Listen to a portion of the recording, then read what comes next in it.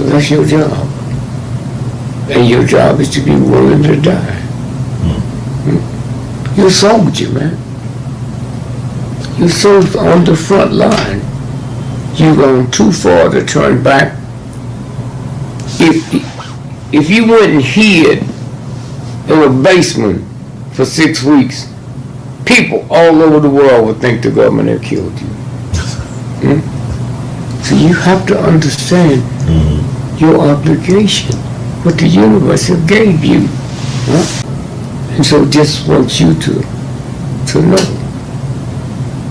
Man, I looked at that smile on your face just now. And the first time I ever wished I was a photographer, to take that picture and let the world see that honesty and that integrity. And know some of the things I know, how you'll drive all over the country to chase us down. It's like I'm stalking though. You hear me? Yes, sir. Chase us down. Okay? I do feel like I have an obligation for people. I mean, it's bigger than me. Yeah. But no, being business, you can't see it. It was business to Trump. He saw nothing. All right. Okay? Well, I just saw it, that smile. Okay? And so again, I just said, man, I thank you. I look at Kathy Hughes, what she's able to do with that show. I look at Carl Nelson, the Joe Madisons. You know, some can go further than others because some got leeway. But I just say, man, to sit here, my birthday, it's a weekend. Thank you for contributing to my birthday. You know, all I say is thank you. We move so fast. I don't know if you're married, I don't know if you're a family, I don't know if you're a wife. But when we get on here, we bosom friends. Anytime I see you, I stop whatever I'm doing. Hey, my man, how are you? Hey. Hey, man, what, you know? I owe that to you. Because together, we can beat this thug. Because it's the universal God. And so again, I just say thank you. Thank you for running me down, man. So again, but that's the obligation that you have. How old are you? Oh, 36. Well, you don't have the right to do what 36 people do. You don't have the right to go to the dance or go to the party. You don't have a right to take that trip to Europe when I might need that plane fare to fly somebody else to feed my people that love me. You feed them. Oh, it's one thing being hungry from food. There's another thing being hungry for information. That's right. And that's you the feeder. You got to be the farmer. You got to grow the crop. You got to till the grain. And at nighttime, when you hear something that sounds like water, you got to go see if the crop's going to be flooded. That's your job, man. Yes, sir. And then you got to deal with people that think you're crazy. Yes, sir. Yes, sir. No, that's their way out. I'm embarrassed that you told me this, and I didn't know it, so I think you're crazy. That's it. Thank you. Thank you, Baba Gregory, and the birds of the great Duke Ellington. We love you madly. Keep on producing and pushing. Thank you. Yes, sir.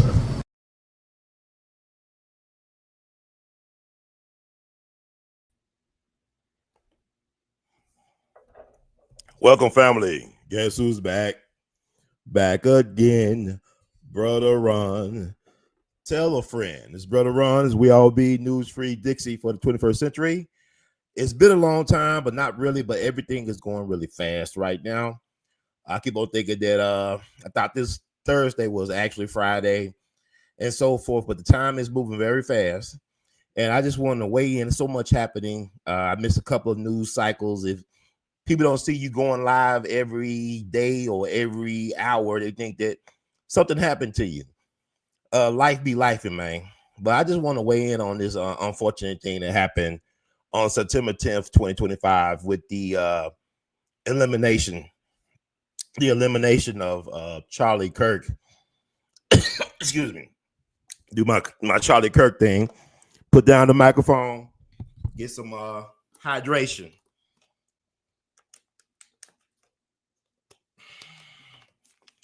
But I wanted to weigh in on this Charlie Kirk thing. I didn't really know about Charlie Kirk.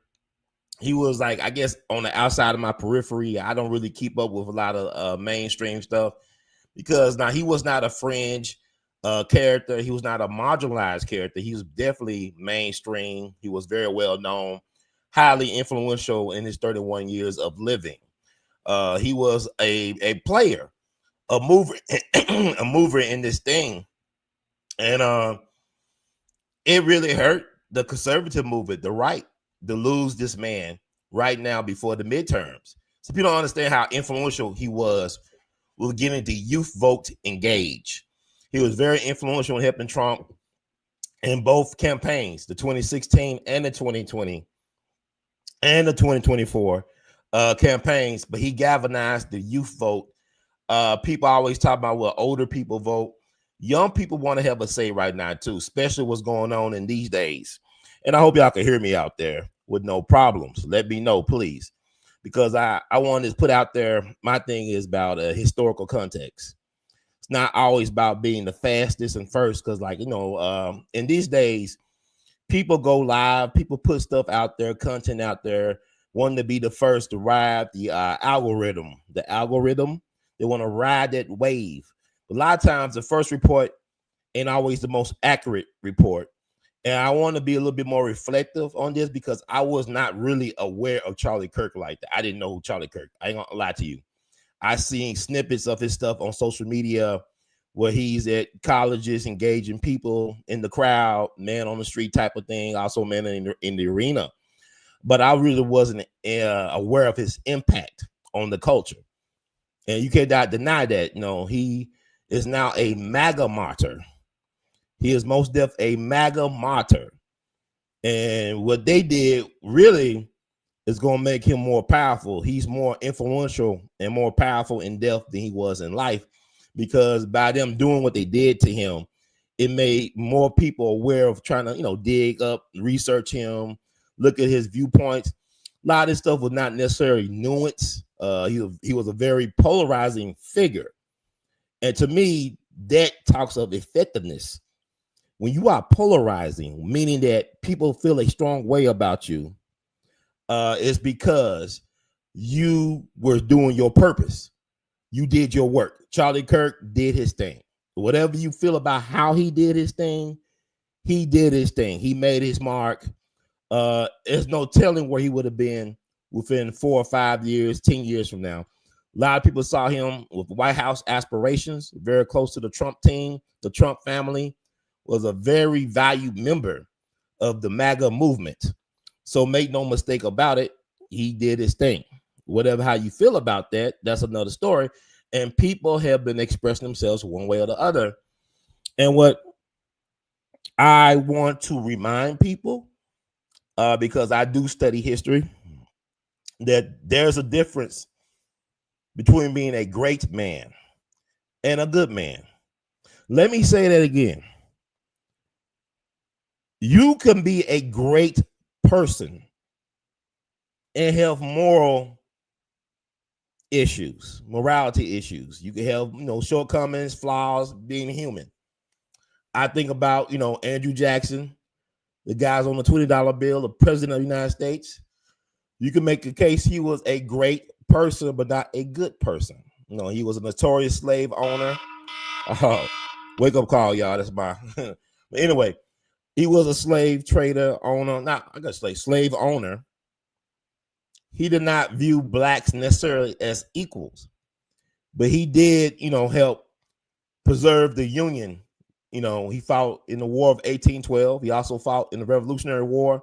He fought in the Battle of New Orleans. You can look that up. It's interesting where he was not only a great soldier, but also you could say a statesman, because he had to make deals with different people in order to get an army to take on the British army. He had even make deals with black people in order for him to be successful in that battle. And what's interesting about the Battle of New Orleans, it was a battle that was fought that was not necessary from my understanding, because the Americans already won the War of 1812. I think that's the truth. And they fought that after the fact because news traveled real slow back in the day. I'm thinking that was the case. I could be wrong. Maybe it's a sign of Mandela effect, but that's I will make that case. Now, I'm not judging Charlie Kirk necessarily on terms of what, he was a great person and not a good person. That's not for me to say. I don't, like I said, I was not aware of the guy's existence in terms of his influence. I'm aware of Candace Owens and Ben Shapiro, but I really didn't follow, just like I made a case in point. People think, oh, they so famous. Fame is relative, right? I can make a case in point. I met a gentleman who was from Africa. He was an African American. He was a white man who was born and raised in what is now known as Zambia, in the southern part of Africa. A white man from Africa. He's an Elon Musk. He's an African American. He'd been in the country for over 20 plus years. And I brought up Dave Chappelle. He had no idea who I was talking about. And he'd been in this country over 20 years. Dave Chappelle is one of the biggest comedians on the planet. So I'm just saying, I was not really aware of Charlie Kirk. I knew about the Ben Shapiro's and the Candace Owenses and people like that. I wasn't aware, their peer.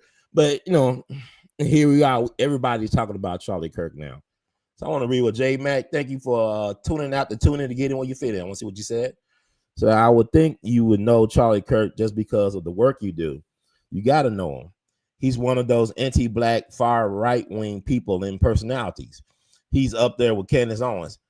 Like I said, I was not, man. I got so much going on in my life. I'm gonna tell you the truth. I don't know what it is to be a grown person and be bored. I have met grown people, younger and older than me. I'm 45. That talks about boredom. My life is anything but boring. It's so much stuff going on in my life, my personal life, professional. I'm just trying to do so many things that I'm not really aware of those type of personalities. I don't look at. I look at YouTube every day. Of course, I contribute to the YouTube culture, but it's certain things I research and I get into. I'm a different type of bird. I don't follow personalities like that. I'm my own personality. I got my own cult following, so we'll see. So let's see, can we blow up Brother Run like we do Candace Owens and Charlie Kirks of the world? And hopefully y'all get something out of tonight. And I don't want to hold it up. I want to get to it. To get through it, got to get to it. And I made this statement, right? People think it's crazy. And I'm different. Like Dick Gregory said, I got my magic glasses from the universal God. And I can't make nobody see what I see. And that's quite evident how the way I move, right? So with that said, I want to get to the presentation, what I'm talking about tonight. Let's see. Do it right.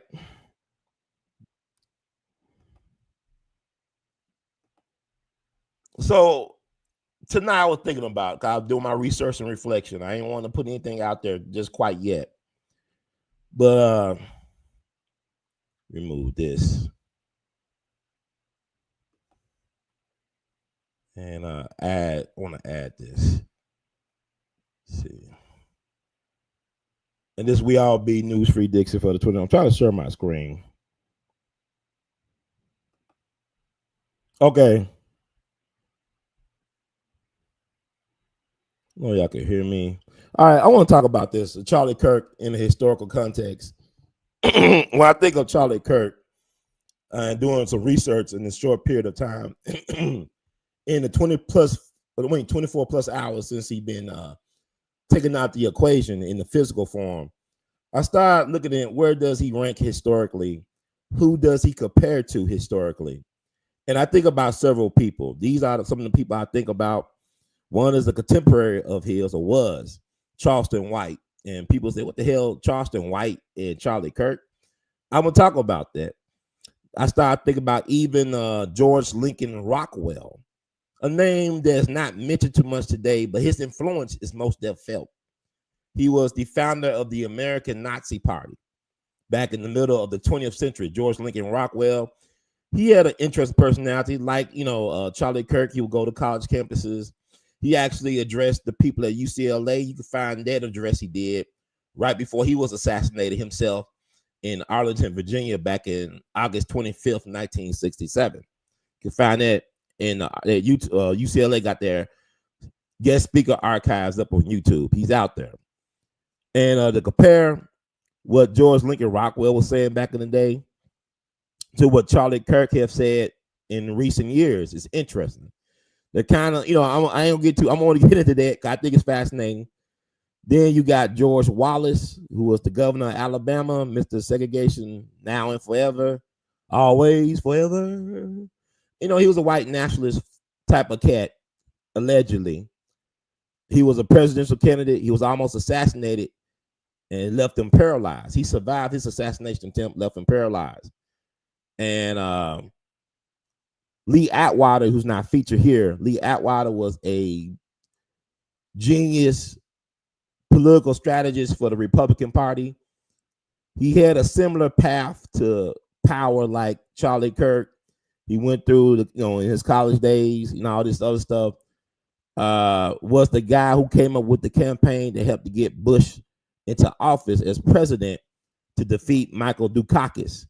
I don't know y'all remember that campaign, the 88 campaign. I remember the 88 campaign. I was in third grade, and we was all going for Michael Dukakis, and Michael Dukakis made some missteps, but the thing that got Michael Dukakis was the Willie Horton campaign. About Willie Horton, the black prisoner from Massachusetts was on a furlough program, whatever. He got into some mess while he was on that program, and I believe Dukakis was the governor at that time when they was doing that program with the prisoners, and Willie Horton became the black boogeyman for the Republican Party. Is almost similar to what's going on right now with the Charlotte, North Carolina tragedy. I think the young Ukrainian lady that was taken out of here allegedly by a black male who been in and out the system. So, anyway, but now Malcolm X. Now, I said, how the hell y'all compare Charlie Kirk to Malcolm? Well, let's get into that. So we all be News Free Dixie for the 21st century. Because I'm not seeing people doing, I watch a lot of people commentary, the people that knew Charlie Kirk, the pros, the people that, were supporters of Kirk and his legacy, and also the cons of his legacy. And I thought of Malcolm, how polarizing he was, how effective of a speaker, of a communicator, that they had to silence him.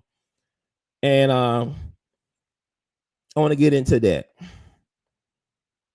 Like I said, this has been on my mind for a day now. I said, let me do this thing in a way that benefits everybody.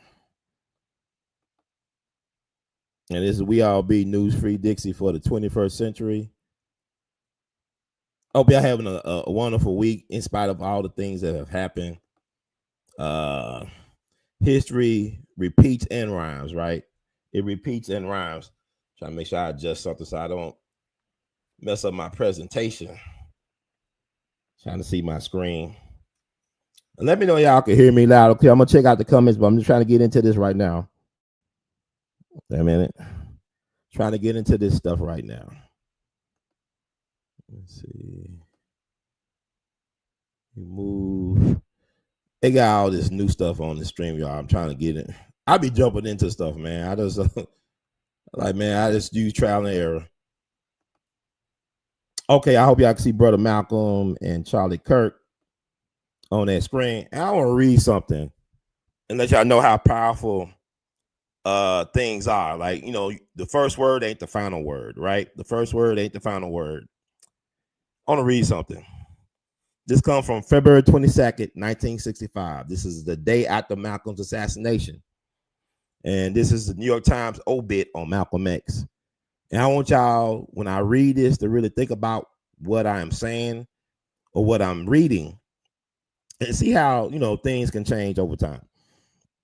So this is the New York Times obituary for Malcolm X. The life and death of Malcolm X provides a discordant but typical theme for the times in which we live.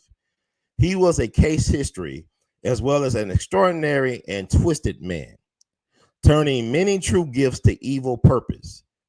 At 4, he had seen his family home burned down by the Ku Klux Klan. He believed his father, a Baptist minister, was murdered. In Harlem, he was a young racketeer in drugs, liquor, and gambling, and a successful one until the police caught up with him. In prison, he was converted to the black Muslims who preach hatred of the white man, Negro superiority, and a reverse segregationism. He became known as Malcolm X because he was sure that his family name of Little had been taken from former white masters. Malcolm X had the ingredients for leadership, but his ruthless and fanatical belief in violence not only set him apart from the responsible leaders of the civil rights movement and the overwhelming majority of Negroes, it also marked him for notoriety and for a violent end. He stood to reason that he could not remain number 2 to Elijah Muhammad's number 1 among the black Muslims. So last year, he broke away and started his own extremist movement, the Organization of Afro-American Unity, some of whose members saw him being gunned down yesterday in Manhattan. Malcolm X's life was strangely and pitifully wasted, but this was because he did not seek to fit into society or into the life of his own people. He could not even come to terms with his fellow black extremists. The world he saw through those horn-rimmed glasses of his distorted and dark, was distorted and dark, excuse me. But he made it darker still with his exaltation of fanaticism. Yesterday, someone came out of that darkness that spawned and killed him.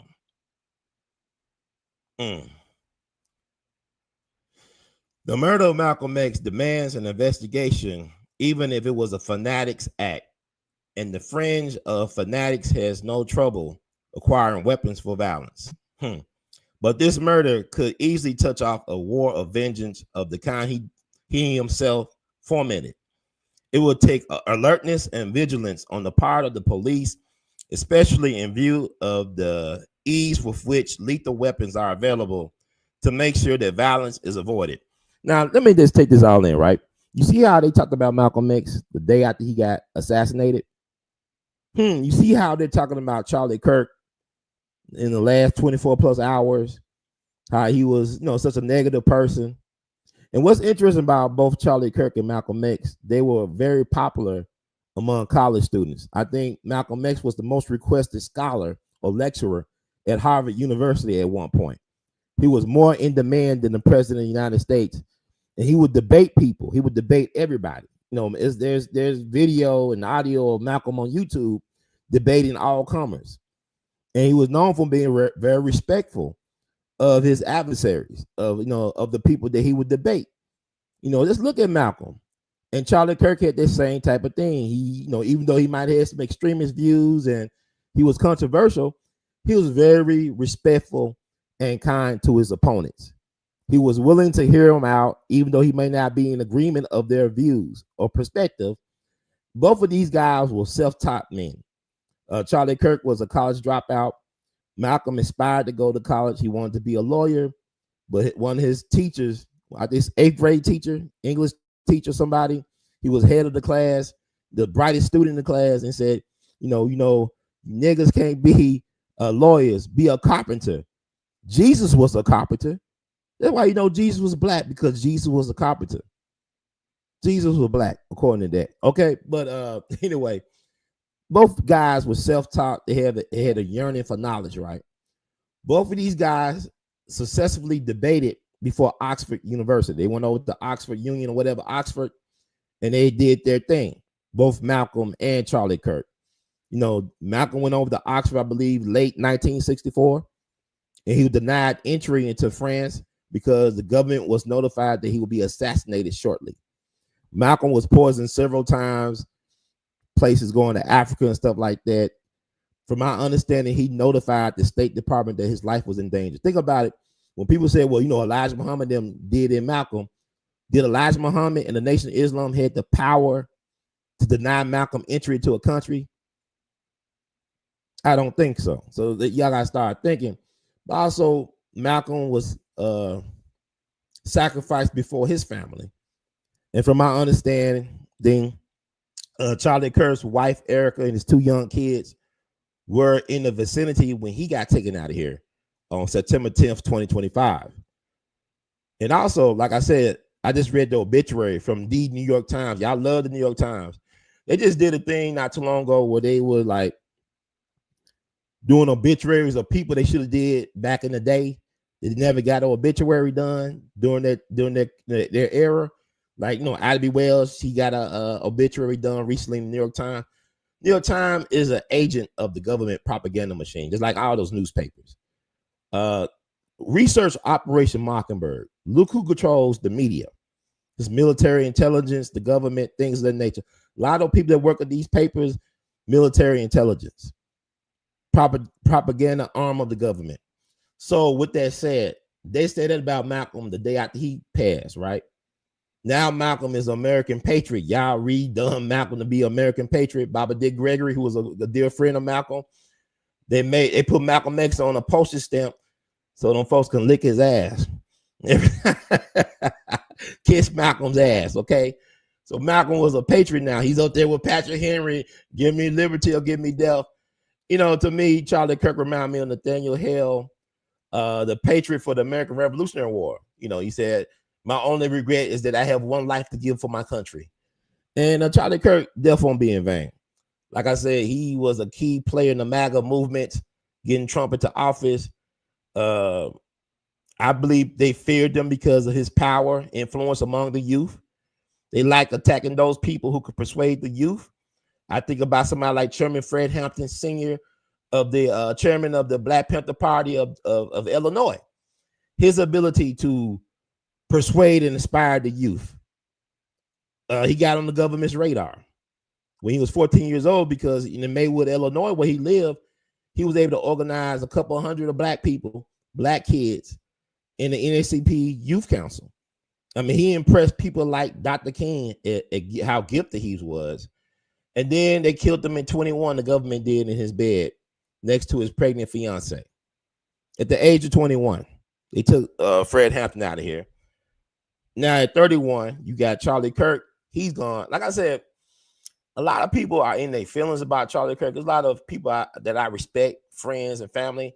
They didn't care for him. Like I said, I wasn't really aware of the man.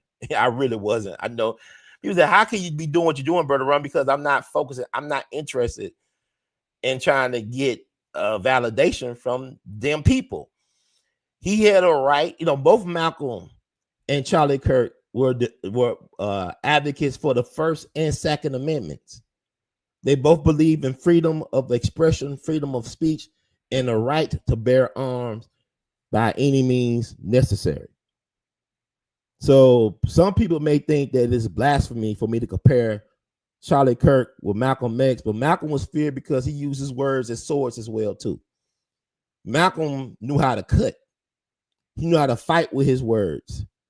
And I'm tired of people saying that political violence is not a part of America. American History is a gangster rap album. American History is Tupac's All Eyes on Me. It's a double CD album with all types of moves and all types of nihilism and everything all in one. So American History is gangster rap album. Violence is as American as apple pie. So get over this crap about, we're better than this. This is not the America. Dr. King, he was a dreamer, but he was a realist as well. Dr. King, before they took him out of here, the gun that took Dr. King out of here came from the FBI. The same FBI that's looking for the so-called lone gunmen that took out Charlie Kirk. And in American history, there's no such thing as a lone gun man. They're lone gun men. Lone gun men, plural. It's like that show. There was a spinoff of the X-Files, the Lone Gunmen. Check out that show. The first episode, the pilot episode, came out in March of 2001. It should still be available on YouTube. And it talks about how these terrorists hijacked this commercial airliner and flew it into the World Trade Center. That was March of 2001. What happened September 11, 2001? I will never forget what I was doing and when I heard the news and who gave me the news that the country was under attack. But you got to understand, we got enemies both foreign and domestic, excuse me. So look up The Lone Gunmen, the spin-off series from the X-Files. First episode, commercial airliner gets jacked, flown into the World Trade Center. That's March 2001. It's a thing called predictive programming. When people talk about the Simpsons predicted, Prince dying, and they try to say they predicting Trump gonna die August the 12th. It didn't happen, whatever. But I remember when Kobe died, right? You remember like Comedy Central had a show, a cartoon show that showed Kobe Bryant getting killed in a helicopter crash. And they kept on taking it down. The days after Kobe got killed, people kept on putting snippets of that program up where they showed Kobe Bryant getting blown up in a helicopter. This is a cartoon that came out several years before it actually happened to Kobe. You understand what I'm talking about? Look at the people that make these shows. Like, the guy who created Family Guy. The guy did Seth MacFarlane. That's his name. I don't know. Seth something, right? Family Guy. All them interesting movies with the teddy bear. He said he overslept. He supposed to be on one of the planes that ended up hitting the World Trade Center, but he overslept. Michael Jackson was supposed to be at the World Trade Center on September 11, 2001. He overslept. Condoleezza Rice, Willie Brown from San Francisco, Kamala Harris sponsor. They always advised not to take airplanes, not to do air travel on September 11, 2001. If you don't believe the black man that's talking to you right now, or the words that come out of my mouth, just do a Google search on that. A lot of Jewish people stayed home from the World Trade Center, September 11, 2001. Netanyahu, the prime minister, I think, of Israel, the Zionist in chief, he said, no, America, feel the pain. You feel our pain. We all in this. Your enemies, my enemies. Never had a friend like me. With Tupac. Never had a friend like me. Your enemies is my enemies. Never had a friend like me. So you gotta understand what we're dealing with. And my thing is, I don't care if people understand what the hell I'm talking about, who they think I'm strange. I tell people I voted for Trump 3 times. It's bigger than that. Get out your emotionalism. Start doing this research. I'm just throwing you breadcrumbs right now. But Malcolm, he even talked about Israel before he got out of here. That's back in the 60s. He was critical of how Israel did things. And Charlie Kirk, from my understanding, he became critical of some of the ways that Israel was moving. You got to make a distinction between Zionism and Judaism. You got some Christians that are Zionists. Zionists, just because you're a Zionist don't mean you're a Jew.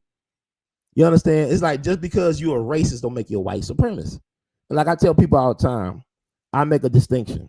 It's kind of weird that you got people that's very intelligent. They don't know what racism really is. Like Charlie Kirk, to me, people say he was right all the time. He wasn't right. He just didn't meet the right ones to sharpen his steel, to sharpen his iron.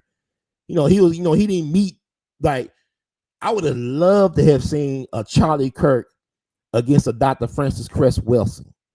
I would have loved to see a Charlie Kirk against a Malcolm X. Because some of the stuff y'all think he was right on, he's not right on, but it's intriguing. Because the thing about it is, you can use facts to tell an interesting narrative. Just because you use facts don't mean you telling the complete truth. You understand what I'm saying? Just because you use some facts don't mean you telling the whole story. You can twist a narrative. Like they say, numbers, people lie, men lie, women lie, people lie, numbers don't. But there's a way you could tell any story, how you take things in and out of context that makes a difference. Now, I'm not talking about Charlie. Charlie Kirk is a very unique figure. And he won't be forgotten anytime soon.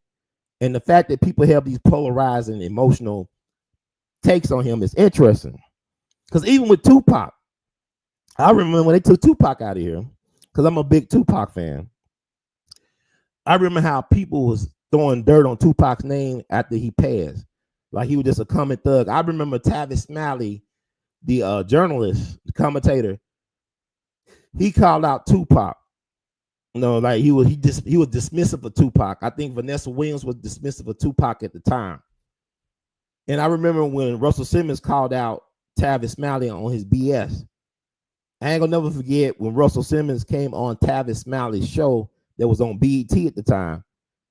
Tavis did the segment with Russell Simmons, but he told Russell, I want you to apologize to me for what you said about me. And Russell stood his ground and said, I'm not going to apologize. I told you that I'm not going to do that if I come on your show because you was wrong about Tupac. Next year will be the 30th anniversary of Tupac's demise. We're still talking about Tupac. Tupac is still influential today. It wouldn't surprise me if Charlie Kirk listened to Tupac. Just like Lee Atwater, the Republican strategist, Bush's brain, whatever, the one who did the Willie Horton campaign to get George Bush in office, the Papa Bush. He was a big fan of the blues. He actually did a blues album with B.B. King. B.B. King's centennial birthday celebration is coming up. It's going to be a good time in Memphis and Mississippi. B.B. King's centennial birthday celebration this weekend on Bill Street. I believe he was actually born maybe September the 16th. So there's a lot of good things going on, but he was a big fan of B.B. King, Lee Atwater, the so-called white supremacist strategist extraordinaire.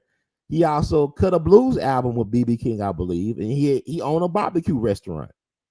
So these things are complex. It wouldn't surprise me if Charlie Kirk was a fan of the Wu-Tang Clan and stuff like that. It's complex. But let me get out. And Malcolm X used to play drums. Malcolm X used to play drums for people like Billie Holiday. Malcolm X was a dishwasher at Jimmy's Chicken Shack in Harlem.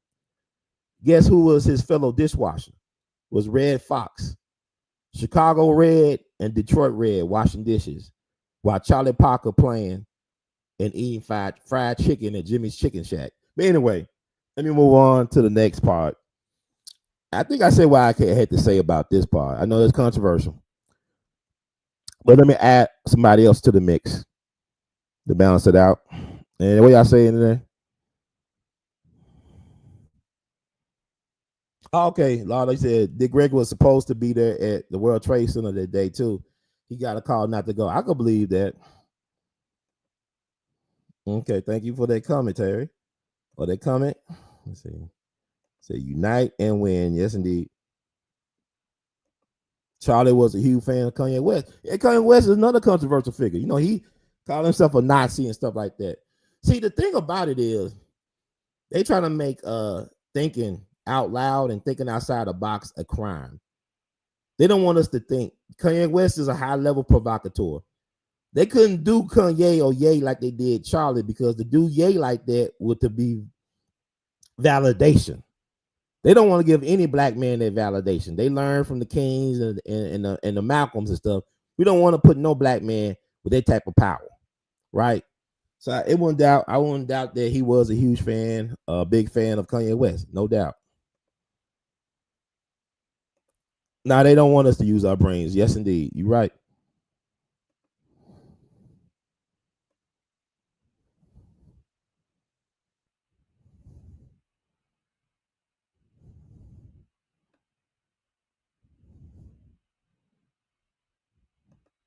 Said God sent us his son to unite and save us, and we crucified him for it. In that sense, Charlie is comparable to him. I'm glad you brought that up. I want to bring something up too. I'm going to say a lot of crazy stuff to people. It's going to be crazy sounding. My mind, I just got a different way I look at the world, and I just want to share that. It's been on my mind to share this with you all, so hopefully I can do it in a reasonable enough time. I don't get too caught out. I'm trying to do it for under 3 hours. So I want to share what you said about that. Okay. So we all be news-free Dixie for the 21st century. Yeah, you said that. That was a great line. I want to see what you said again. You said, I had so many people. Y'all got a lot going on up here. I'm just now looking through all this. I just read that coming about you saying that he was sacrificed. He did sacrifice like Jesus, right? And then this picture right here, I'm showing him. I thought about him being compared to Joseph Smith. That's Joseph Smith, the founder of the Church of Latter-day Saints, the Mormons. Joseph Smith. He was a presidential candidate. He was the first U.S. presidential candidate to be assassinated. It's back in the 19th century. He was lynched in Illinois. A mob stormed the jail he was in and lynched him. And first U.S. presidential candidate to be assassinated from my research. And you know, the Mormons, guess where they at? Their headquartered, or their stronghold is Utah, where Charlie Kirk was killed. The founder, Joseph Smith, was killed in Illinois. Charlie Kirk was born in Illinois. There's so much to this. I'm trying to share as much as I can in this limited amount of space to leave it on my mind all since he got killed to share this stuff. Charlie Kirk was a conservative Christian activist, right wing. All these labels are ridiculous. He believed in family, from my understanding. He believed in God. He believed in Jesus. It would not surprise me with his youth. Jesus was 33 when he was crucified. It would not surprise me if a religious movement came out of what happened to Charlie Kirk. That he's part of some new religion. He was killed in Utah, where the Mormons are at, right? And they were religiously persecuted for their beliefs. And Charlie Kirk was politically persecuted for his beliefs. And so it's interesting that he would die or become a martyr in a state that was founded by Mormons, the Mormon faith.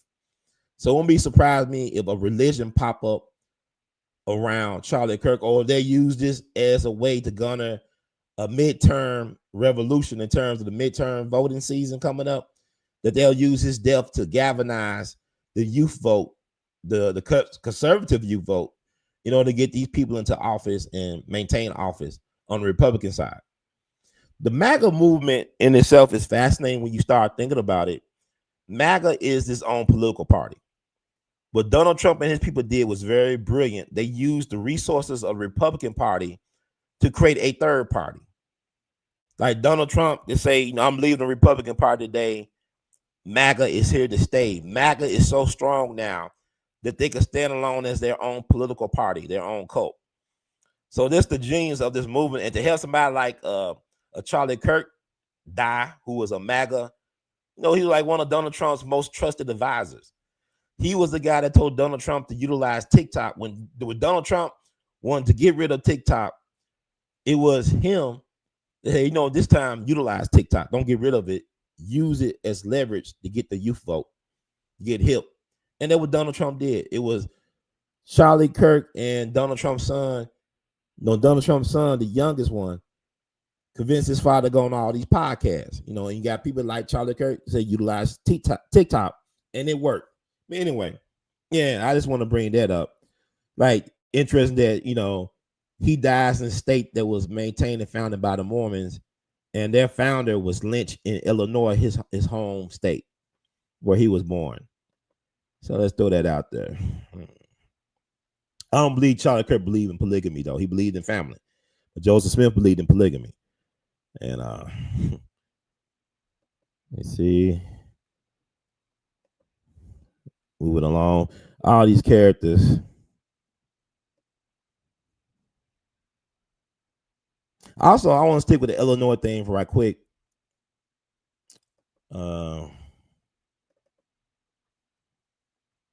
I'm doing this because a lot of people ain't gonna talk about this. People ain't hip to this type of stuff. I'm weird.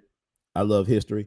So I also want to talk about another martyr of free speech, Elijah Lovejoy, who was from the Northeast originally, for what is now known. It was Massachusetts back in the 18th century, but it's now known as Maine. But Elijah Lovejoy was a prominent journalist in the Midwest. He owned his own newspaper in St. Louis and Alton, Illinois. He was an abolitionist. An abolitionist meaning that he didn't believe, he wanted slavery to end. He was an advocate of black people being free, and he was killed. They lynched Elijah Lovejoy in Illinois. And there's a monument in his honor that was put up in Alton, Illinois back in the 1890s. And I want to read something. The power, death don't kill the dream. You can kill a dreamer, but you can't kill a dream. You could kill a revolutionary, but you can't kill the revolution. So I want to read something right quick. I can find it.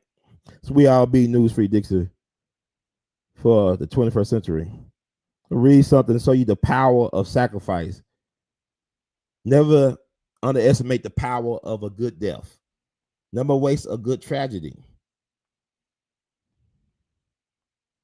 I want to make this point with this statement. Let's see. Trying to find it.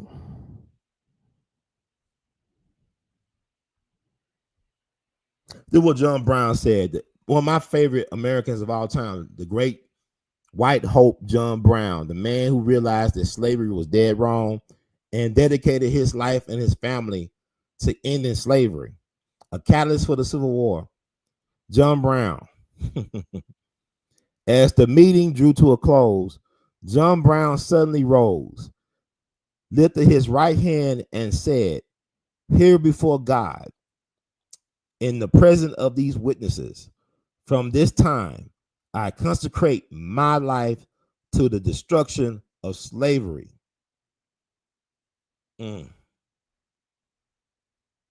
He said that at the, in response to the lynching of Elijah Lovejoy, who was an abolitionist and a journalist, a freedom fighter, that inspired John Brown to dedicate his life to the eradication of slavery.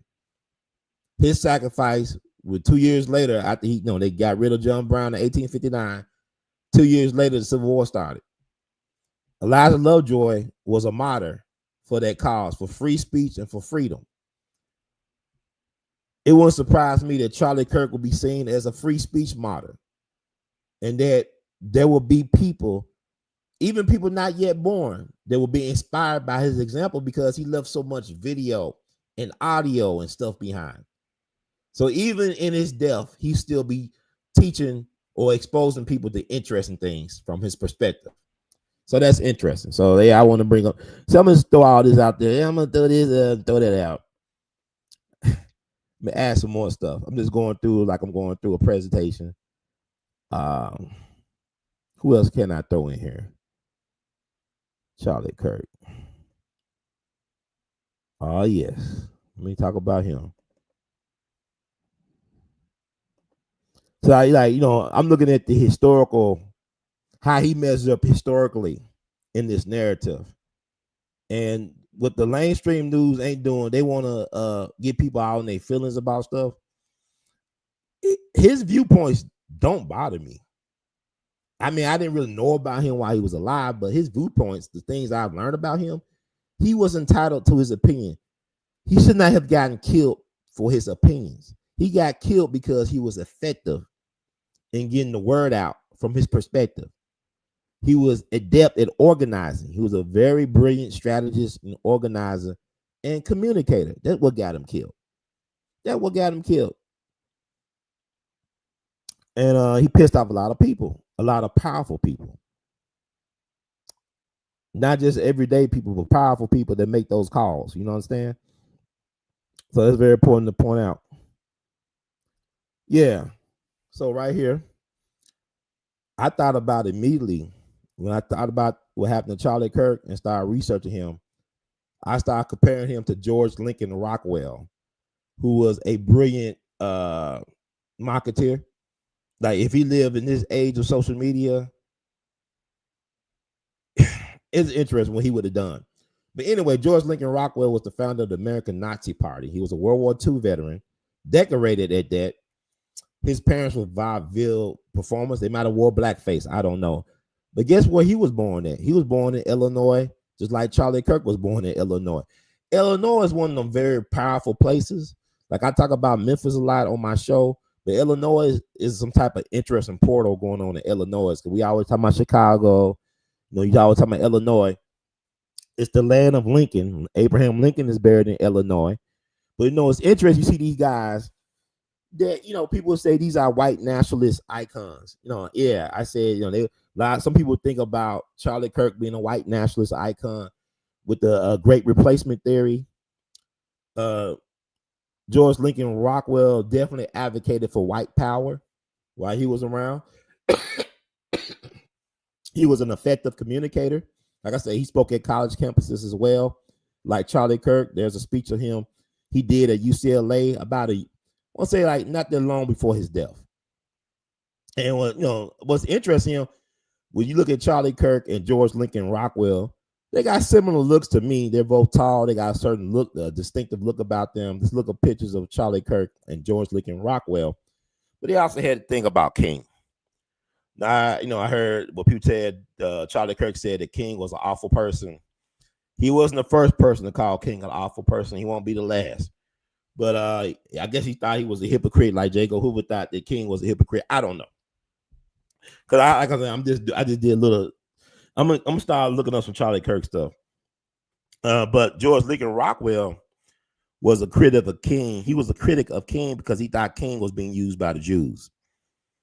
He thought the civil rights movement was a Jewish thing. Like it was using black folks in order to push, like it's Marxism, socialism. I don't know, some stuff like that. But we believe that Dr. King was a puppet for the Jewish people. Not Jewish people, but Jewish. I don't know. People got the Jewish conspiracy, whatever. Think about this. We got square dancing because Henry Ford, the automobile icon, all that. Henry Ford, Ford Motor Company, whatever. Henry Ford, in today's world, would be considered anti-Semite. He was anti-Semitic. He had a certain dislike of Jewish people. He had a newspaper he published back in the day to talk about the Jewish conspiracy to control the world. It's online in PDF form, I'm sure, somewhere. You look it up and you come to your own conclusion about what he's talking about, the so-called Jewish conspiracy. But he thought jazz, which was the popular music at the time, were being used to control and destroy the American culture. He thought it was being used by Jews, that Jews was using black people to destroy America with jazz music. And I'm simplifying what I'm talking about. So what Henry Ford did, he put a lot of money into promoting we call that square dancing. He pushed square dancing on the American public to counteract the Jewish conspiracy with jazz music using black folks. I can't make this up. They should do a movie about it, right? But is it square dancing? Okay. Interesting. But anyway, yeah, so they had both of them had an interesting take on King. Both of these guys were born in Illinois. I believe Charlie Kirk's parents, what I read, his father was an architect or is an architect. His mama is like some type of mental health specialist. So he comes from a very interesting background as well. And both of these guys were assassinated. And they were both outspoken. And like somebody said in the chat that Charlie Kirk was a huge fan of Kanye West. Well, George Lincoln Rockwell had respect for the Nation of Islam. The founder of the American Nazi Party collaborated with the Nation of Islam back in the 60s. There's pictures of George Lincoln Rockwell with his bodyguards at a Nation of Islam meeting, I believe, in D.C. that was taken by a Jewish photographer named, I think, Eve Arnold. She a female photographer, I believe, and allegedly George Lincoln Rockwell found out when she was Jewish. He said, "You better not take a picture of me. I'm gonna turn you into a bar of soap." Allegedly, I don't know if that's true, but George Lincoln Rockwell worked with the Nation of Islam. A lot of people don't know that the Nation of Islam, they brought real estate from the Klan down in Georgia. Elijah Muhammad was from Georgia. The Ku Klux Klan gave money to Marcus Garvey and his Black Star Line and all that stuff. And what people got to understand, politics made for strange bedfellows. That's all I'm saying. Stop making everything look so simple. It's complex. It is what it is. But yeah, I thought about him. And Charlie Kirk was married to his wife, Erica, who was a former Miss Arizona. So she was a beauty queen. George Lincoln Rockwell, one of his wives was from one of his wives from Norway. She was like a Swedish beauty, Norwegian beauty, whatever. No, good looking woman. So it's interesting. They both married good-looking women. They have their kids, whatever, da. But look up George Lincoln Rockwell. He's interesting. And the guy who killed them is interesting as well, too. And I think he's still around. But anyway, throw that out there. See, I keep it moving. Looking at the time. And I'll probably come back around. I'm going to look at the chat. I'm just trying to keep it moving. Keep it on schedule.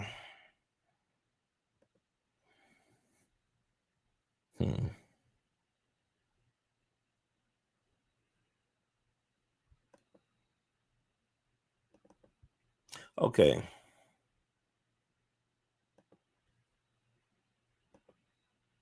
Also, I thought about George Wallace. When I thought about Charlie Kirk and how he was taken out of here, George Wallace was a very controversial political leader. He was the governor of Alabama.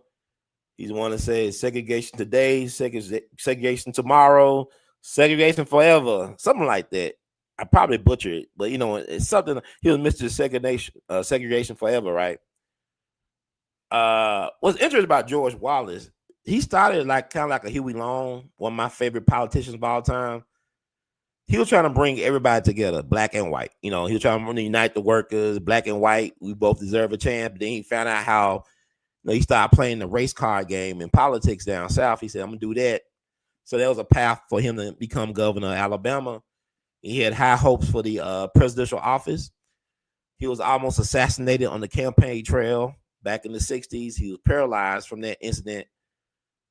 Which is interesting about him is that he ended up becoming the governor of Alabama because of the black vote. The people he tried to disenfranchise end up electing him governor once more. There's a check out the documentary by Spike Lee. It's a good documentary called Four Little Girls, talking about the girls who were killed in that blast at the Sunday school, 16th Street Baptist Church in Birmingham, Alabama. They actually interviewed George Wallace, I believe. He had this black dude standing next to him. I think his name was Henry. Like, he was trying to say, hey, one of my best friends is black or something like that. He was just a politician to the end. But I want to say that I think George Wallace is one of his nephew-in-laws was, I believe, a brother named Johnny Ford. I believe that brother name was Johnny Ford. He was the mayor of Tuskegee, Alabama at one point. Forgive me if I got that wrong, but I believe his name was Johnny Ford. He was the mayor of Tuskegee, Alabama. And he was a black man, and he was the nephew of George Wallace. See, this stuff is not what we think it is, right? Because George Wallace, I don't think he really hated black people, but he knew in order to become a political powerhouse, he had to play that game. Now with Charlie Kirk, people say he was anti-black. His last words he spoke was gang violence. Because somebody asked him about mass shootings. Then you trying to say, you mean, do you count or don't count gang violence? And then it's like a movie. Somebody shoot him in his neck, set, end up, whatever. You know how they say in Hollywood. They did it in the first take. I mean, he got shot from 200 yards by a sniper. And like people say, well, he abused black people to get power. I said, that's the American way, baby. It's always about exploiting black people. You get ahead in America by exploiting black people. It's like if you are in the military, you go overseas to fight an enemy. Then when you come home, you all messed up and stuff psychologically and physically, come out to your neighborhood, and the person that controls your corner store overseas, they were your enemy. Now they control your groceries. They control your food. They become your boss. This is a weird place. We're in bizarro world. And so what was all that fighting for? So my thing is, I never met Charlie Kirk. It's like with Hulk Hogan. There are black people that would defend Hulk Hogan and say, he wasn't a bad guy. He wasn't, but y'all took that out of context. He was just, he was having a moment. And there are black people I saw online that defend Charlie Kirk as well. I have no hatred for the man. I really did feel sorry for what happened to him and his family, but that don't make me no coon or no sellout, I don't think. I just make me a human being. I wouldn't want to wish that on anybody. He didn't deserve that based on words, but people got to understand. America always been about the violence. Like Dr. King said, the greatest purveyor of violence on the planet is my own government. And the gun that killed King came from the FBI. So it won't surprise me if elements of the government was involved in what happened to Charlie Kirk. It will not surprise me. It should not surprise y'all because this is the time we're living in. So with that said, get this out the way. I'm just trying to do my part as a person. God has given me a unique insight into certain things, and I'm just trying to do my best to share it with the people. And I'm looking forward to hear what other people got to say about this because I've been, taking all the pros and cons. I'm not gonna sit there and demonize people that didn't like Charlie Kirk and they celebrate him. It's unfortunate, but I don't hate nobody. I don't do the hate thing. I just understand that it's a game. And Charlie Kirk was 31. I'm sure that if he lived to be 41, he would not have seen certain things the same way at 31. Just like I'm 45. I don't look at the world the same way I did at 25 because of life experiences. I don't think nobody's always right. What I like about Malcolm X, this is a 100th centennial celebration year of Malcolm's birth, but also it's the 60th anniversary year of his death, of his assassination. What I love about Malcolm was the fact that he was willing to change and see things differently once he got new information available.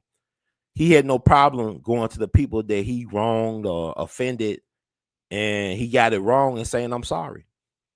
I think we all can learn from an example like that. And because I hate when people say, Malcolm changed when he went to Mecca. No, Malcolm went to Mecca several times. And it's not about we got to love white people. It's about we got to love ourselves enough to do right by ourselves so we can do right by other people. That's anybody. But I'm not going to make this all about a love of white people. I didn't know about Charlie Kirk. It didn't offend me when I found out some of the things he said about black people. I didn't really care because he don't define me. He doesn't make me. But what people got to understand about words, people say it was a chicken coming home to roost moment. Words create worlds. Words create worlds. Words create worlds. All right. So you look at rap. I talked about rap earlier. You think about Notorious B.I.G. I never get tired of sharing this information. What was Notorious B.I.G.'s first album called? It was called Ready to Die. What was the name of his second album? It was called Life After Death. When did his second album come out? It came out after he died. His biggest success, he could not enjoy it because he was dead. But he spoke those things into existence. Some people's pain is other people's entertainment. Just like, y'all love football. I don't care about football like that no more. Now, what's interesting to me, I can go to my job, I could talk football, and people think that I follow football. All I would do is to look at the highlights of the game on Yahoo, whatever. I don't spend 4 hours looking at that. I could do other things with my 4 hours, like, playing my trumpet, painting, creating artwork, reading books, talking to people. Why would I want to look at something like that for 4 hours? It's a 60-minute game, but it lasts 3 to 4 hours because of all these interruptions. And you wonder why you can't even read a 300-page book anymore? All these distractions, deflections, all these interruptions. How can you read a 300-page book if you always constantly interrupted by your smartphone or whoever? So what I'm saying is, when you start thinking about stuff, we are entertained by other people's pain. Them football players, every time they get tackled, it's like being in a car accident. What's sad is that by the time some of those guys are 50, some of them won't remember they ever played football. Or you think about the behavior impact of CTEs. They're still looking at, study of the brain. I remember one of my favorite football players growing up was Junior Seau, the great defensive talent for the San Diego Chargers. He tried to kill himself multiple times. He actually drove his car off a cliff to try to kill himself. He survived. I believe he ended up shooting himself in his chest, told his family to preserve his brain. That's the reason why he didn't shoot himself in the head. He wanted his brain to be studied for future references when it comes to the CTE thing. Will Smith did that movie Concussion, right? About the football players suffering from CTE. So he wanted his brain to be preserved so it could be studied. And they found out, he did have some interesting things going on with his brain. Same thing you think about somebody like Aaron Hernandez, the star tight end for the New England Patriots, who became allegedly a so-called serial killer or a man, he killed a lot of people allegedly. I believe he had some issues with his brain as well. You think about you playing football since you was a little kid, all the way up to a grown person, it's going to have an impact on you. And people don't understand. They look at athletes, they think, oh, they in tip-top shape. Yeah, you got muscles and stuff like that, but they in pain. The stuff they got hit with in their 20s, they may not feel until they're in their 30s and 40s and 50s, the impact of doing it to your body. So now I don't, but this country is made to profit off of people's pain.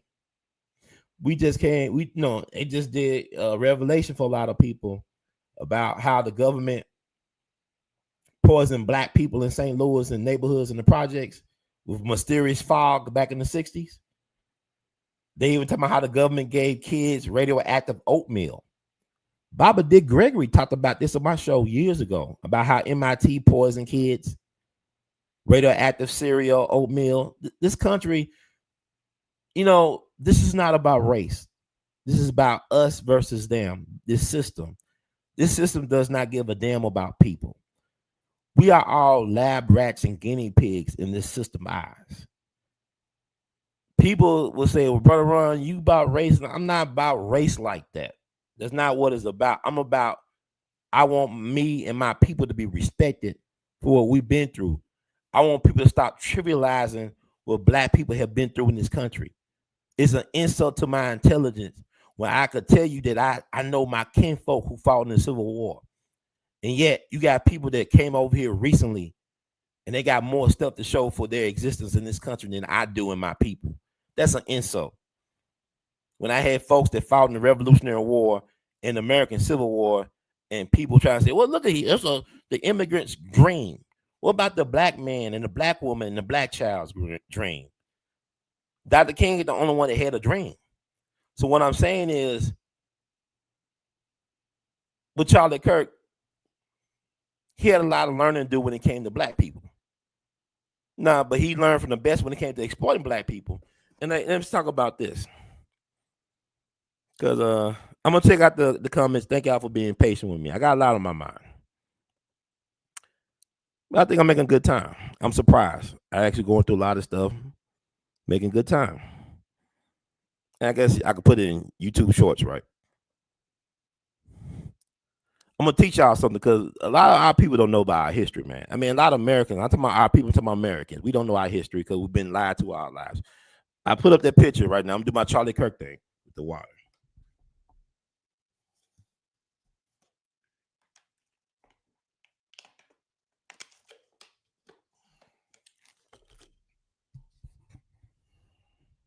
Right there, I want to focus. Look up Lee Atwater. They did a documentary on Lee Atwater some years back. Lee Atwater unfortunately died young himself. He had inoperable brain cancer. And I believe he repented for what he did and it came to exploiting black people at the end of his life. I'm going to tell you something about Lee Atwater. He was very gifted. He was like a young Republican type of cat. I guess he came through the college ranks. Charlie Kirk dropped out of college. I think Lee Atwater got his political career started while he was in college. Ended up working for the Republican Party, was a key strategist. Like I said, he was a key player in getting George H.W. Bush elected president in 88 with the Willie Horton campaign. He was the guy who trained Karl Rove, who was Bush Jr. brain. Karl Rove was the political strategist for George Bush. I believe Karl Rove is a Mormon. I don't know. I can't remember if he's a Mormon or not. But anyway, Lee Atwater is interesting, right?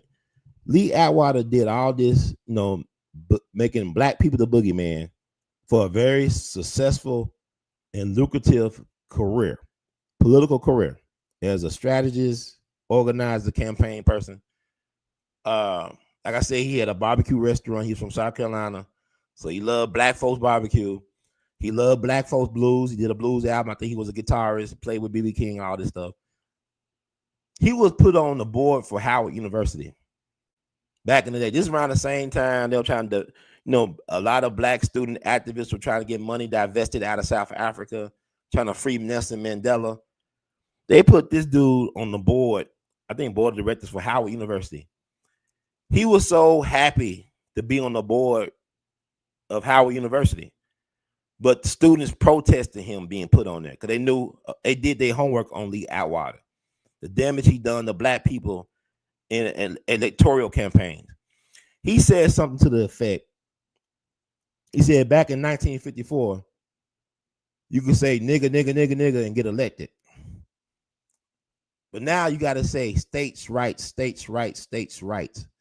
So you know how to dog whistle to white people. It's like Reagan. I think he was on the Reagan campaign, not mistaken. Look it up. But Ronald Reagan, who was actor, Hollywood actor, Ronald Reagan, governor of California, Ronald Reagan. Ronald Reagan accepted the nomination for the Republican Party for president back in 1980 at the Neshoba County Fair down in Mississippi. Neshoba County is interesting. This is where they found the bodies of the 3 civil rights workers, James Chaney, Mickey Swerner, and Andrew Goodman. 2 Jewish guys from New York, 1 black guy from the South. This is where they were kidnapped by law enforcement and the Klan. They were tortured and they were buried in an earthen dam. Ronald Reagan decided to do his accepting of the nomination for Republican Party president down in the Neshoba County Fair.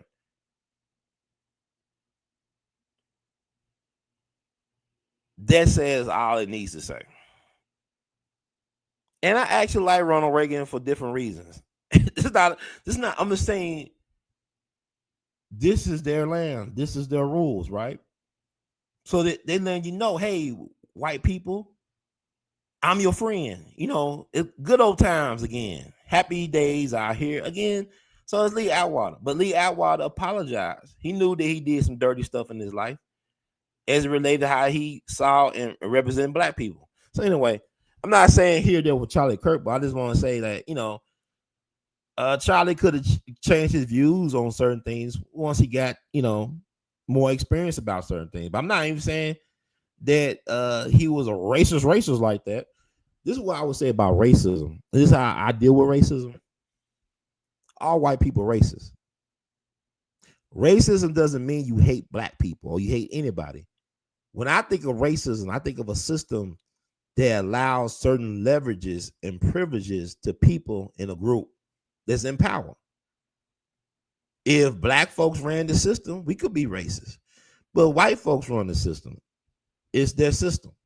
White supremacy is a religion. It's not the system of racism. There are many racist people that are not white supremacists.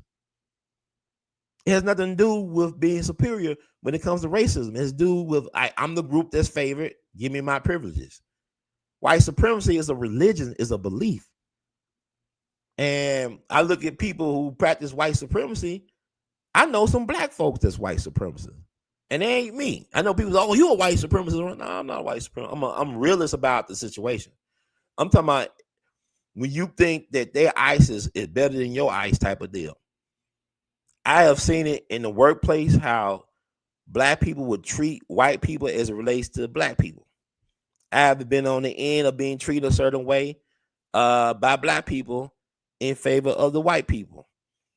And, I notice it. Sometimes I don't say too much about anything. I observe. But anyway, what I'm saying, I don't do that. I don't know who's a racist. I know what a racist is. I've been knowing all my life. But racism ain't necessarily hate. It's not hate. Everybody can be prejudiced. Everybody's biased. But only if you have the power to support your bias and your prejudice to deny other people benefits in your system that you are racist.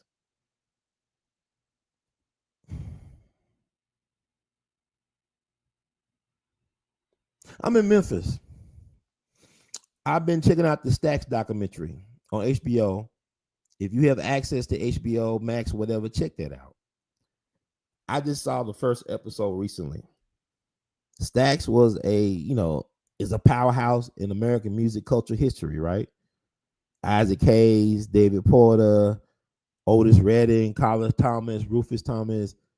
Sam and Dave, Booker T and the MGs, on and on and on, Watt Stacks. But it was founded by a white man and his sister. White man, James Stewart, sister, Estelle Axton. First two letters of the last name become Stacks, business partner. James Stewart worked in banking and financing. But James Stewart was not a businessman. He worked in banking and financing, but he was not a businessman.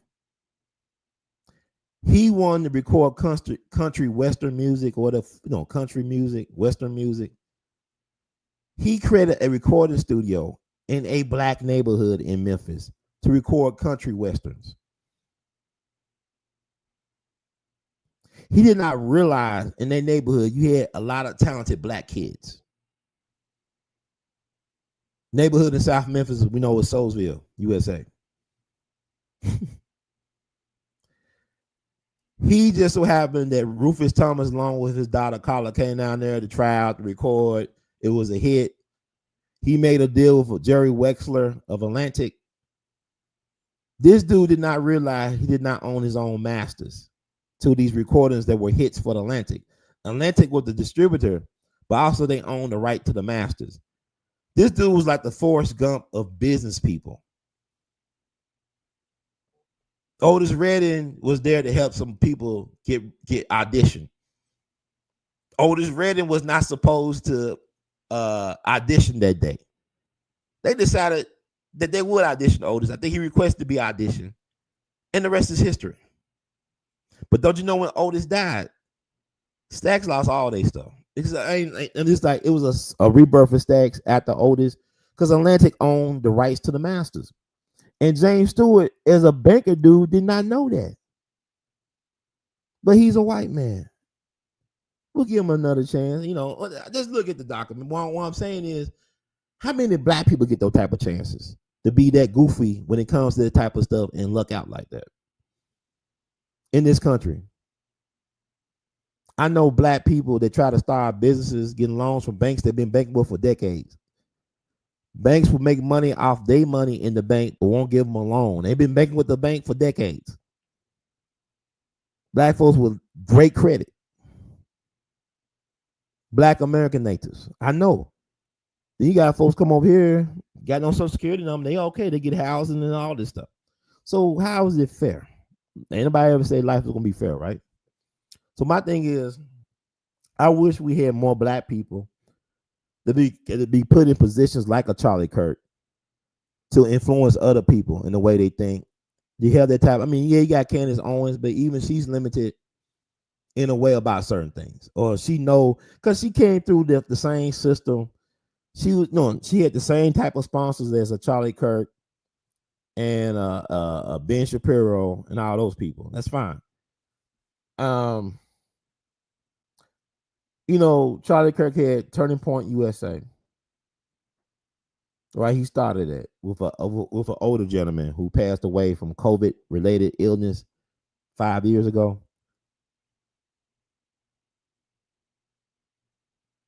Very impressive run. But now they got him out of here. He pissed off his handlers, whatever, and they got him out of here.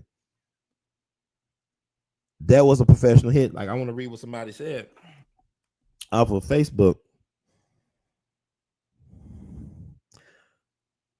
I just want to read this. I thought it was interesting. Something to think about.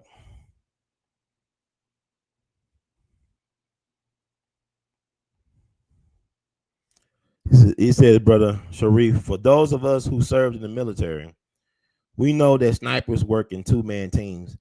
There's usually a spotter and a shooter. For Kirk to be hit in a crowd of 3,000 people in the neck with a single shot is not the work of some phantom leftist who live with his mom and has an attraction to transgenders. Stop listening to these professional fearmongers who are paid to keep you distracted and divided. Kirk was polarizing for his views, but worse, he presented a serious threat to a power far greater than some angry liberals. Kirk foresaw and understood the emerging shift of young conservatives who were not afraid to challenge or criticize America's ally and beneficiary since 1948, the state of Israel. That's what I said, basically, So no, this ain't some leftist lone wolf-ish. Although the feds are desperately looking for a fall guy to frame a story around. At just 31 years old, Kirk was shot in the neck, just like JFK was when he started challenging international financiers and bankers. I'm done. Y'all be safe. Yeah, there you go. Ain't no such thing as a lone gun man. Lone gun man, because you a sniper, a professional sniper, you need a spotter. Even when they took out King, they were a spotter. The gun came from the FBI. Okay? This is not no conspiracy. It's a conspiracy reality. It's not just a theory, it's a reality. All right. Our government has its hand in a lot of the elimination of our leaders. And let me do one more comparison. Then I'll go to the chat. Thank y'all for tuning in to get in where you're fitting. We all be news free Dixie for 21st century. Make a good timing. Yeah, I gotta say this. This is interesting.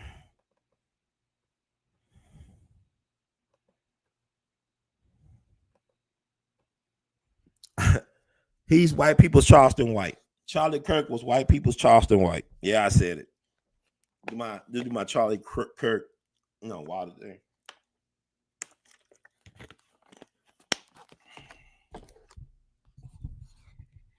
White people, Charleston White. That's Charlie Kirk and Charleston White. Very controversial, polarizing figures, but very effective. Great communicators in their right. You know, Charleston White was a self-made person like Charlie Kirk. You know, he was a learned man. He read a lot of books. They said Charlie Kirk was a great, brilliant mind. He devoured books, self-made like Malcolm, reading books all the time, processing the information, storing the information away, and putting it out there when it needs to be put out there. Charleston White, pissed off a lot of people. But it's like with Charlie Kirk and Charleston White, you listen to them. You may not agree with all the things they say, but you must agree that they make interesting points and have unique perspectives on things. And what makes them dangerous is that they both are thought provocateurs. They make you think. You may not agree with them, but they make you reconsider some things. But Charleston got his own way of doing it. Charlie Kirk had his own way of doing it. But I believe that, you know, they are both kindred spirits in terms of their commentary, it was a straight no chaser. They got to their point.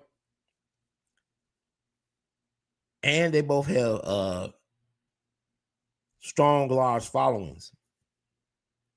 But the difference, I think, is interest about Charleston White and Charlie Kirk. He was on his college tour. Charleston White speaking at colleges. I saw this viral video of him being chased out of a college, or he left a college because he got tired of trying to debate with the students or whatever, or some type of miscommunication. Charleston stormed off the campus. This is in Mississippi recently. And the students followed him out as he was going to the car. Just kept on trying to question him. And Charleston wasn't having it. Whereas, you know, Charlie Kirk, you know, he'd do his college campus tours. He would be patient with the students. And, you know, he may not, you know, care for their answer per se, but he was courteous enough to hear them out. And then he proceeded to cut down their argument and to make them reassess what they were saying, I guess. But Charleston had no patience that day.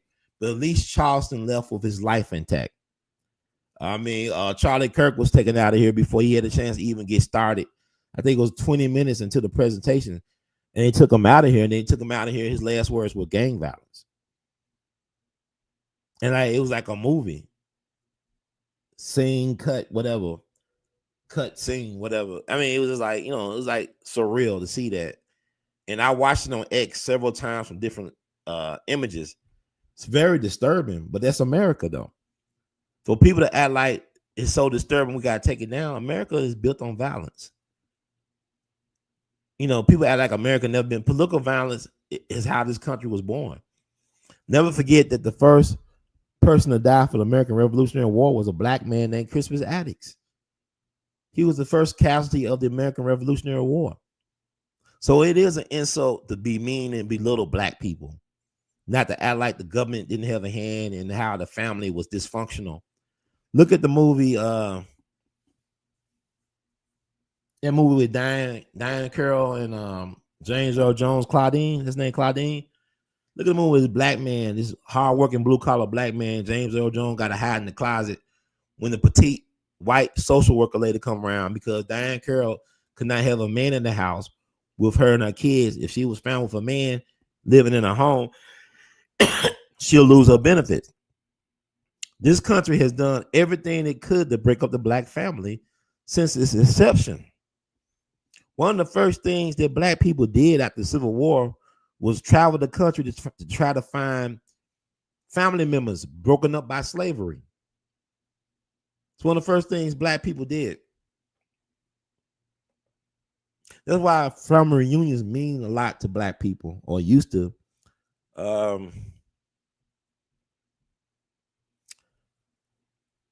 Dangerfield Newby, one of John Brown's Black Raiders. No, he was one of the first casualties in Harper's Ferry, and they killed Dangerfield Newby and they just tore his body to shreds, from my understanding. But on his person was a letter from his wife pleading for him to come save her, and he was trying to get the resources and work with John Brown to come get his wife. Dangerfield Newby is the inspiration for the character Django in Django Unchained. If you look at Jamie Foxx's character, how he portrayed Django in the movie, he has a physical resemblance to the actual Dangerfield Newby, who was one of John Brown's Black Raiders at Harper's Ferry. Quentin Tarantino is a genius when it comes to reimagining history and how history should have went. Not just in that movie, but in Inglourious Basterds and the one with Brad Pitt and Leonardo DiCaprio. They're talking about the Sharon Tate murders with Charles Manson. That's power, man. To reclaim a narrative, to shape it in your image for your outcome. We as black people got to learn how to reclaim our narratives and shape it in our own outcome. I mean, everybody should do that. I'm talking for black people in particular. And people are weird to me. I have no problem with Charlie Kirk advocating for white people, as he should. The replacement theory is real. If you think about it, if white people are not reproducing, if they're dying out, yet other groups are reproducing and are promoting family, that's a problem. Even with the abortion thing, there are so many aborted black people. But yet this system pushed that as the alternative to life. Think how many, what's weird to me, and I'm different from everybody. I know that I'm a weirdo. What was strange to me really is that, people talk about Black History Month. People talk about this could be the next Dr. King. This could be the next Malcolm X. Or where's the next Malcolm X? Where's the next Dr. King? Rosa Parks. Whatever. Maya Angelou. We aborting the people that's trying to get back here. We have aborted revolutionaries.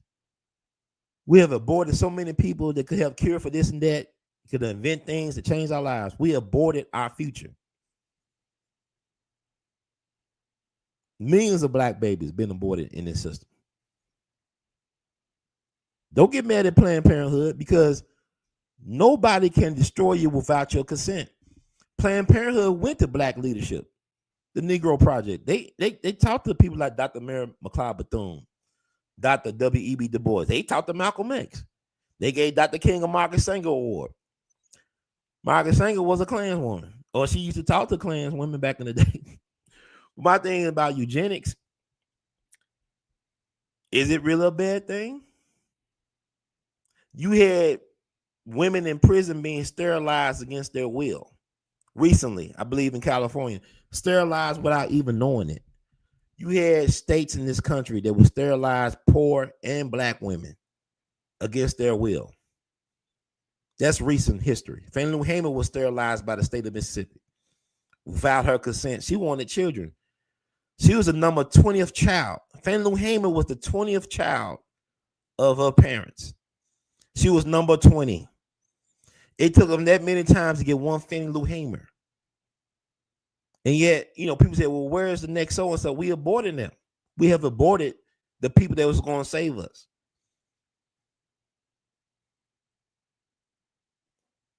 And one thing about Charlie Kirk, he believed in white lives matter. They do matter. Black lives matter. Everybody's life matter. But I'm not even doing that kumbaya stuff. I'm just saying, where are there any Charlie Kirks, black Charlie Kirks out there? Are there any? I mean, he built the organization, Turning Point USA, raised millions of dollars. If he wanted a school, he could have got a school by now. He had a direct line to the White House. He helped get a president elected. He was basically family. Where is our black Charlie Kirk? Oh, we had Malcolm X. Black folks couldn't stand Malcolm X. Isn't it funny how people got this thing? I was down in Selma, Alabama. I'm going to tell this. I was down in Selma, Alabama for a black event. This organization was honoring black civil rights pioneers from around the country. We was doing a photo shoot. We were going to do it at several different black churches in the Alabama area. One of the churches that was on the list was Brown. I think Brown Church. I don't know, it was Brown Missionary Baptist Church. Brown Church was a key player in the movement with King and them for the Selma stuff. Brown Church was also where Malcolm X spoke just a couple weeks before he was assassinated. Dr. King was in jail. Coretta was there that night. There's footage of Malcolm speaking at Brown Church. He talked about the field Negro and the house Negro. That was at Brown Church, I believe, in Selma, Alabama. He told Coretta, I'm not here to cause no trouble. I'm here to support your husband by any means necessary. That's what I'm saying. But basically, Malcolm was saying, I'm on y'all side. I want to work with y'all. Basically, Malcolm said we could work together. We have different methodologies, but we all believe in helping our people. You go down that church, there's not one marker. They got a statue of King. They got all this stuff for King did. And I love Dr. King. There's not one mention of Malcolm speaking there.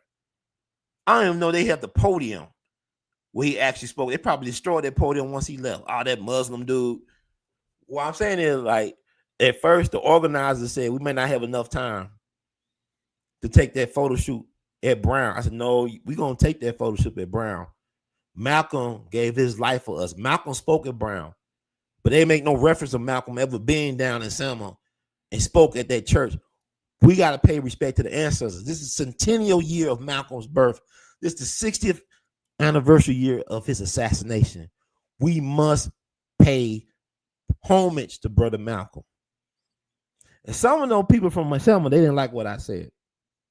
They wasn't feeling, but I don't care because it's important. I'm different, man. I can't be like everybody else. Stuff be weighing on me, man. People don't understand. I don't live a normal life. Dead people be talking to me about don't forget us. I got obligations. I'm always the one that people think they could depend on. No family. I'm the grandchild. I'm the one that's supposed to be helping everybody. But I be going through what I go through. Yeah, I want to serve my people.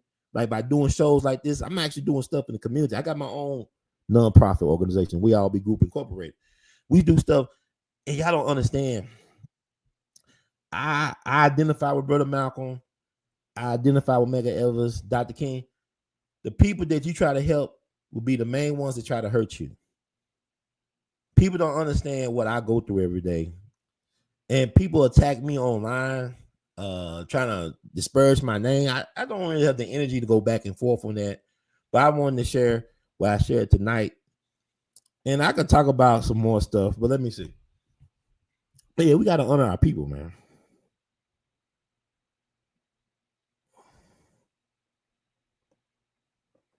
Like all that. Hit the like button. Share this with your people, man. Get Let me get some love from the algorithm. If y'all like this stuff, I don't see nobody talking about the stuff that I talk about the way I talk about. Show me some love, baby. Hit the like button. Tell your friends about Brother Ron. Putting all this information out here. Y'all got a lot of y'all very active in the chat tonight.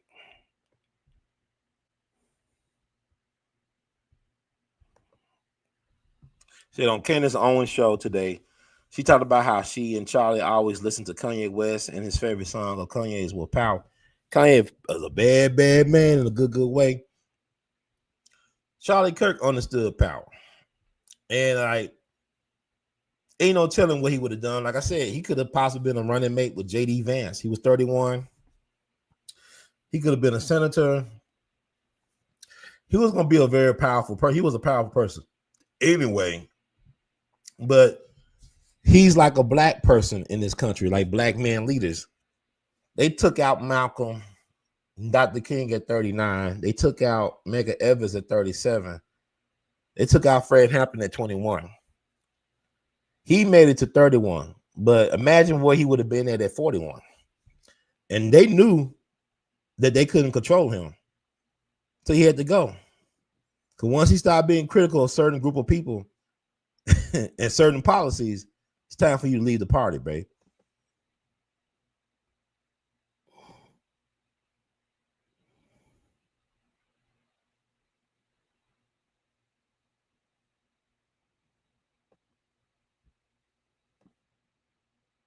Trying to just look through this.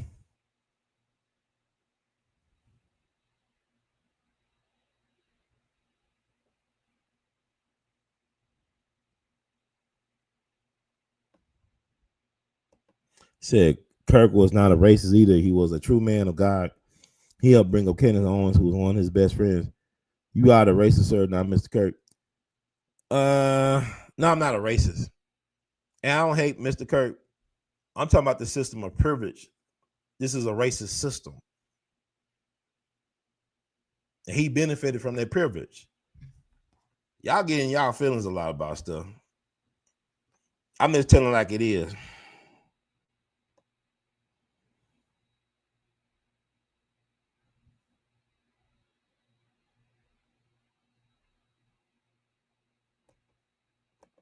Yeah, thank you for backing me up, influence. Johnny Ford's wife was George Wallace's niece. Yeah, that so-called racist white supremacist George Wallace's niece was married to Johnny Ford, the mayor of Tuskegee at one point. Thank you for backing that up for me. Power of internet, and thank you for being a long-time follower and listener.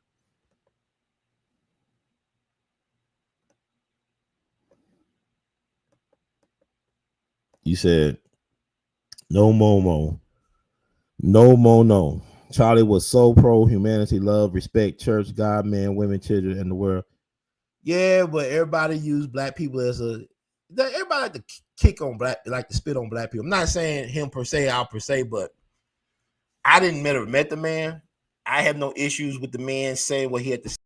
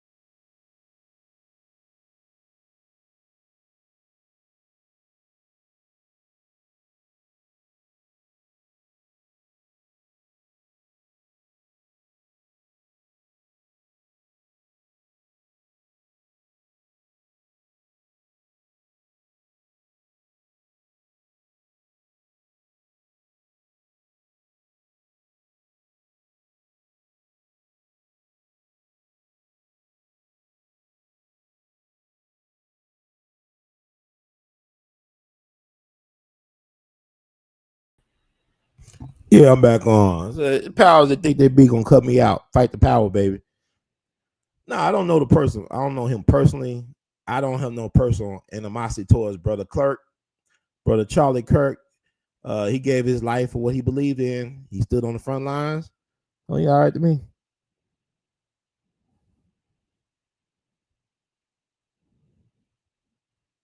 You said that's right. Nah, he was a racist. Okay, brother Brown from Chi-Town. He said, I guess they are going after anyone who talks on this guy, and they are not sure if they are saying what they prefer or not. Prefer or not. I mean, I believe in freedom of speech. I believe everybody should be advocates of freedom of speech, even if the speech doesn't favor your opinion or point of view. Like I said, I had no problem with Charlie saying what he said about black people. I just want some pushback on that. Well, where's our black version of Charlie Kirk? And don't say Dr. Umar Johnson, because don't say Dr. Umar Johnson, but we don't have a what's the counter to Charlie Kirk? Because had we had that counter, don't say Candace Owens either.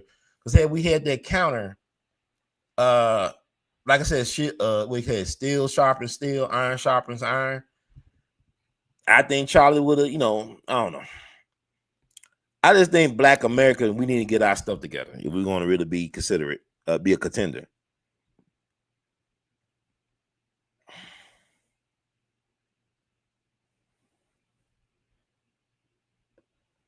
Okay, you said, Brian, you said, I just listened to the Black Sniper, the Reaper. Yeah, I know about the Reaper. Shout out to him. And he said it didn't appear to be a professional, not a bum, but not a professional sniper.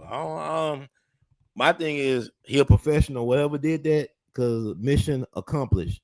They did what they did. If he was not a professional, it's like you look at Matthew Crooks, right? The guy who allegedly shot and tried to kill Trump. I mean, he was not a professional, and it cost him his life. The other guy got what he got with one shot, and so far has been able to elude the authorities. So to each their own. I respect the Reaper though. Is it like with the Dolph thing, the young Dolph thing?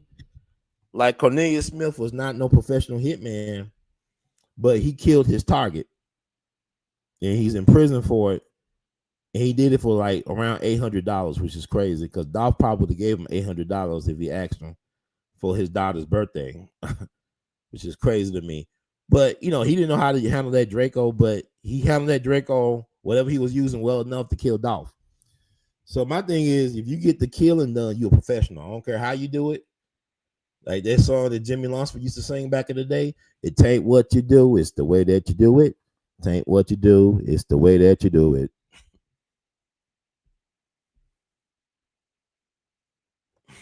But I said, I'm living in the Twilight Zone. Brother Ron has turned coon on us. Okay, man, if that's how you feel. But listen to the whole podcast before you make that assumption. But even if you feel that way, we couldn't agree to disagree.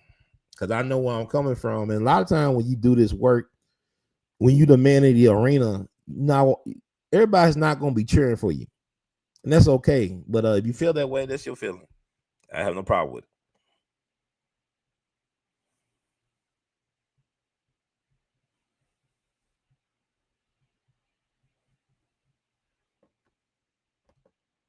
If you do not love white people, you hate yourself. But do white people love black people? It's quite evident that black people love white people. If we didn't love white people, we wouldn't be in this system, being treated the way we treated. So,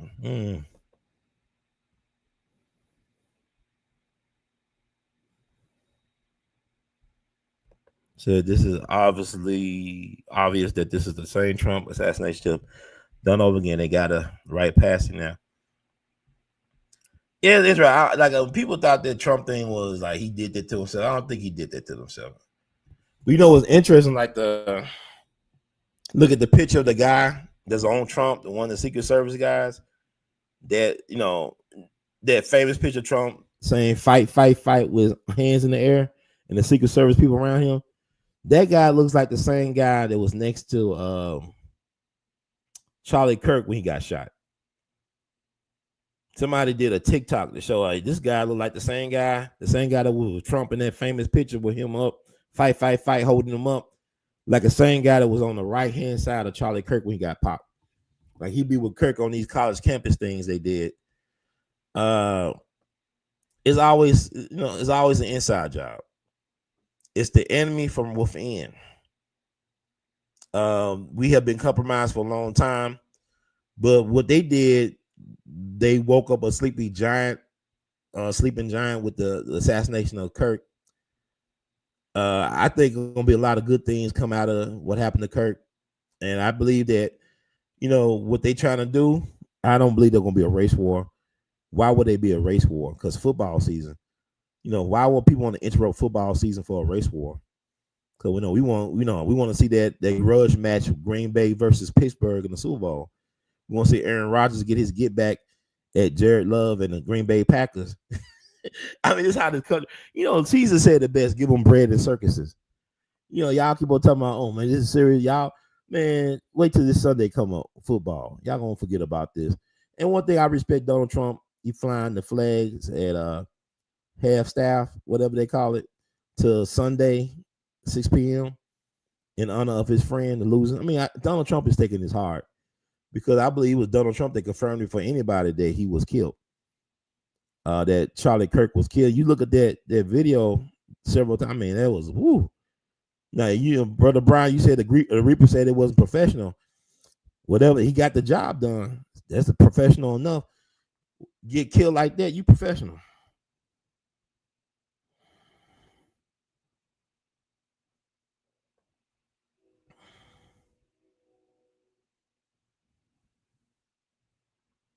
You said they have stationary robots that can take that shot way more accurately than a man.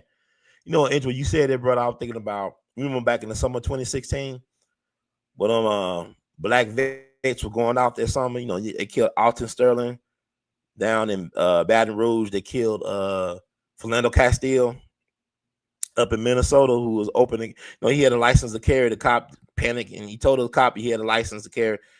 And the cop that just killed him in cold blood. His girlfriend was streaming on Facebook Live for a daughter. Remember Gavin Long, military vet from Kansas City. He went on a shooting spree down in Baton Rouge after Alton Sterling. But I was thinking about Michael Johnson in Dallas, the veteran in Dallas. He took out some police and then they brought in that robot to blow him up. When you said that, I'm thinking about that now. You think about what type of weaponry they got now. They've been like 9 years ago. What are they using now to eliminate people? Because they got some high tech weaponry.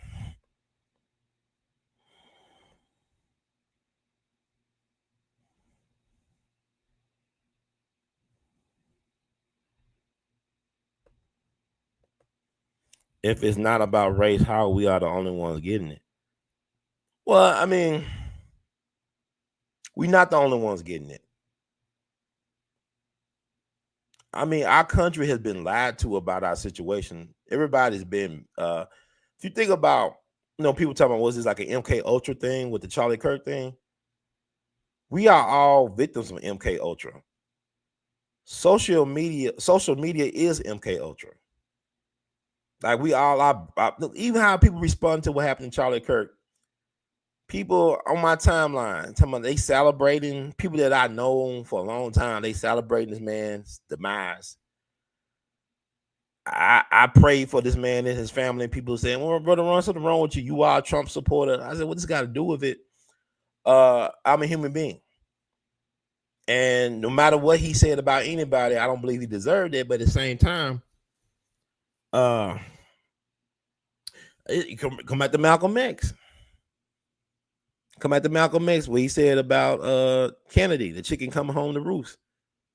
And Elijah Muhammad, silenced Malcolm X for saying that because he told Malcolm, don't say anything about the president because the country loved the president. Don't say anything. And he said something. Somebody asked him a question and Malcolm couldn't help himself. But I remember like the Jet Magazine Archives Online, they did a special edition after Kennedy got killed on Jet Magazine. You had the leading civil rights leaders I'm talking about the Dr. Kings and all of them. Think about all those leading civil rights leaders of the day: Roy Wilkins, Whitney Young, James Foreman, all those people. They were thinking about suspending the civil rights movement because JFK was killed, the president. Because one white powerful man was killed, they said, well, we could defer our movement for freedom and liberation, for self-determination, all this stuff, because this one white man got killed. And you can find this in the issue of Jet Magazine right after Kennedy got assassinated, how they were thinking about suspending the civil rights movement. That's crazy to think about, man. That should have been galvanizing them for more momentum, because they lost. Nobody thought about suspending the civil rights movement when Medgar Evers was killed right in front of his family back in June of '63. You know, there are pictures of JFK meeting with Medgar Evers' family in the Oval Office. He even has brother Charles Evers with Myrlie Evers and her children. This is back in June, because they buried Medgar in the Arlington Cemetery. I don't think President Kennedy realized that he was going to get shot in the head November 22nd, 1963 of that year. But they didn't delay the civil rights. They didn't defer or delay the civil rights movement because Medgar Evers was killed. They had the March on Washington, August of '63.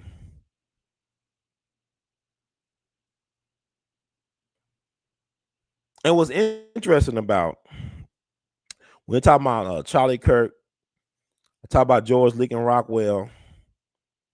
I brought up Joseph Smith, the founder of the Mormons. I brought up Elijah Lovejoy, the martyr for the abolitionist movement. Their connection with Illinois, land of Lincoln. Illinois is also the capital of sundown towns. If y'all look at what sundown town, I think Illinois got more sundown towns than any place, or is a place with a lot of sundown towns. And sundown towns are basically places where black people can be out in public after dark. Like, you cannot be outside after dark, or something bad would happen to you. That's a sundown town. And people think about sundown towns being deep down south. Now, a lot of sundown towns in the Midwest and the Pacific Northwest. These are strongholds for white nationalists and all this type of stuff. But Kirk and Rockwell are from there. They were born there. And that's the American way.